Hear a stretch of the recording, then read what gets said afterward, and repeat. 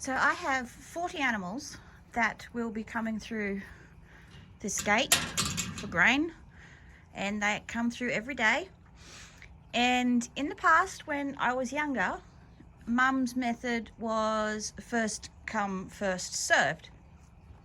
And so you can imagine there was an awful lot of pushing and shoving because everyone's crazy to get their grain. The milkers are all crazy to get milked. And this old gate was actually a different one at the time. And so I'm just keeping an eye on my water that's running in the background for the molasses. And it actually used to open inwards. And so one time I went to let the girls in, and I had one hand on the rail here, and I opened the gate in like this with my other hand, and the girls ran in with such force that my feet left the ground, and half of them poured in underneath with my feet bouncing on their backs, and Mum in absolute hysterics and completely incapable of doing anything but bend over and laugh her guts out. And we have a slightly different system now. It kind of has evolved over the years.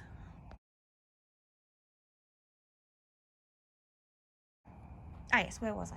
Oh yes, so we have a slightly different system now, and it kind of evolved out of there being, for instance, some does that we would give a bit of extra feed to in the form of a bag of hay, and so they would have specific spots in the yard where it was possible for us to do that for them. I had some does that would not jump up on the high stand. They were a bit clumsy, or they were a bit big, and we were worried that they would potentially step backwards and hurt themselves. I had some that I preferred to hand milk because they were my fancy show does, and so there was no point them taking up space on the stand where the milking machines were, so they may as well stay in the yard. And so when you're giving extras or having specific places, it sort of evolved to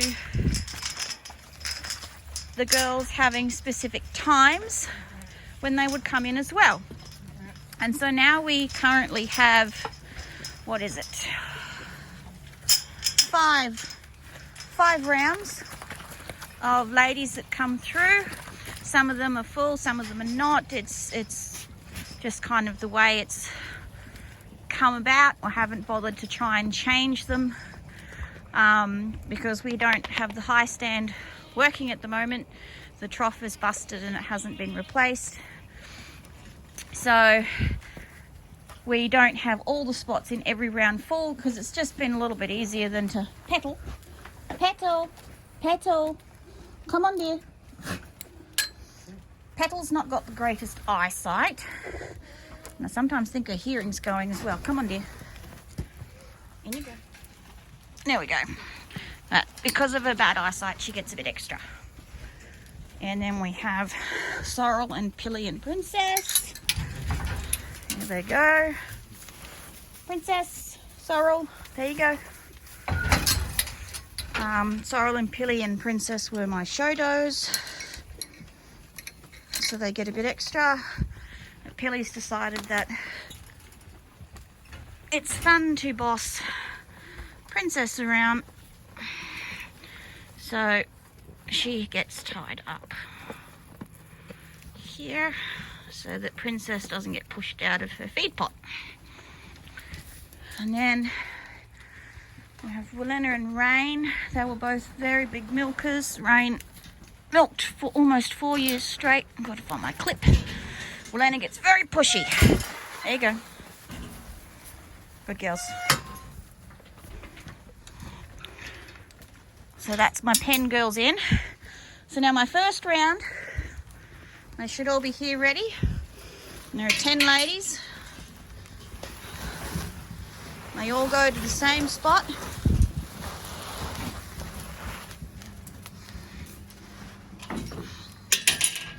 And the rest of the ladies know it's not their round. So I don't actually have to fight with them, which makes my life a lot easier. Now the second round, I've just put the first round out. The dairy's empty, but they know that this is the time that I take Miss Magnolia, who's very spoilt, her bottle because the milk's still warm. So I can get out that gate and they're not fighting me to come in because they know the routine. Right, it's not a good angle, but it's the only thing I've got to put the phone on. So I've done her bottle, I've washed it. Now I'm going to go put the grain in and we'll see if there's a change out there.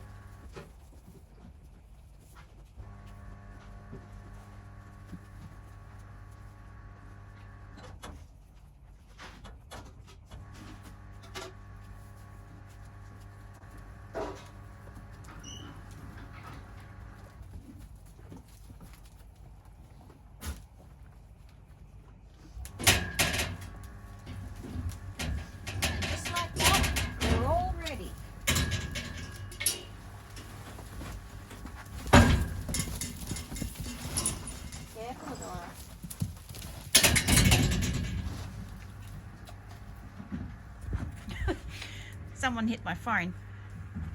And again, the rest of the ladies, Merida, Beauty Bell, didn't even get up. It's not their round and they know it. Another example of routine, Razza comes in this pen to eat hay and she won't go out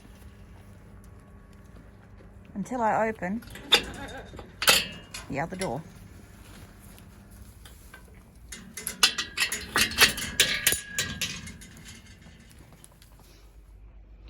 While I put their grain in, round number 3's gotten themselves ready. A moment ago when I put Razza in, there was nobody here, nobody contesting the gate.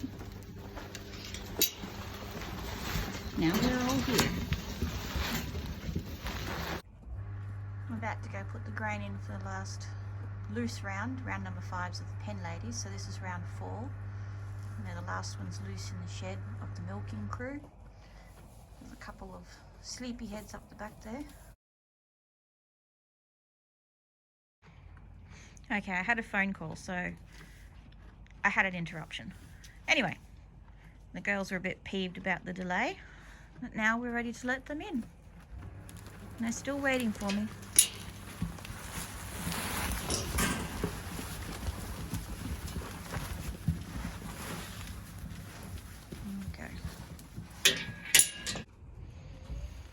I just let in Rain and Willana, and these two stooges always park right in front of my gate, these two goatlings, which makes my milkers have to try and thread the needle around them to get in. Alright, Pepelia, let's get you one done here. There you go.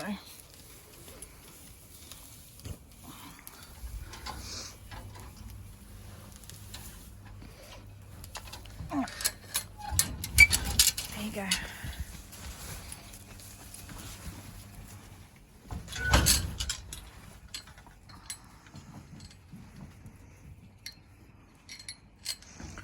The only reason I can leave this gate open like this with these two turkeys here is because they don't get fed in there,